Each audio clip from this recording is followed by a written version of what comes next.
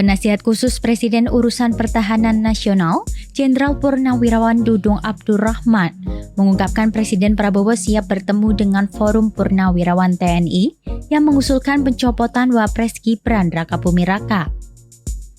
Dudung menyebut Prabowo menghargai aspirasi tersebut, tapi tetap menegaskan harus melalui jalur konstitusi.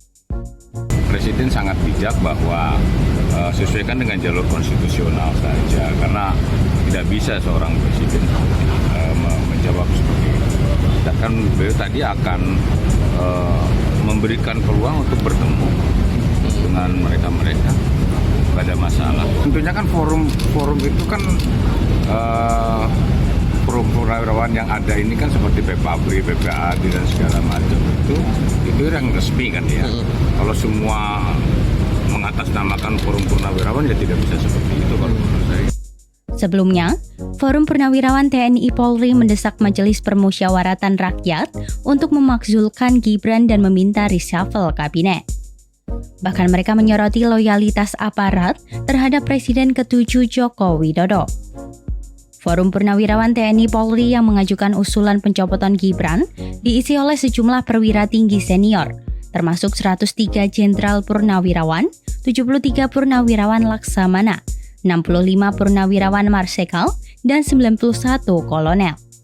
Beberapa tokoh yang menandatangani usulan tersebut antara lain Jenderal TNI Purnawirawan Fahrul Razi, serta mantan Panglima ABRI periode 1988 hingga 1993 Jenderal TNI Purnawirawan Tri Sutrisno. Sementara itu, penasihat Presiden Bidang Politik dan Keamanan Wiranto menegaskan Prabowo tak akan gegabah dalam mengambil keputusan. Presiden disebutnya ingin mengkaji dulu isi tuntutan para purnawirawan. Hal ini disampaikan Wiranto usai bertemu Presiden Prabowo pada 24 April 2025 di Komplek Istana Kepresidenan. Ya, yang pertama kan beliau perlu mempelajari dulu ya isi dari statement itu, isi dari usulan-usulan itu. Dipelajari satu persatu karena itu masalah-masalah yang tidak ringan ya, masalah yang sangat fundamental ya.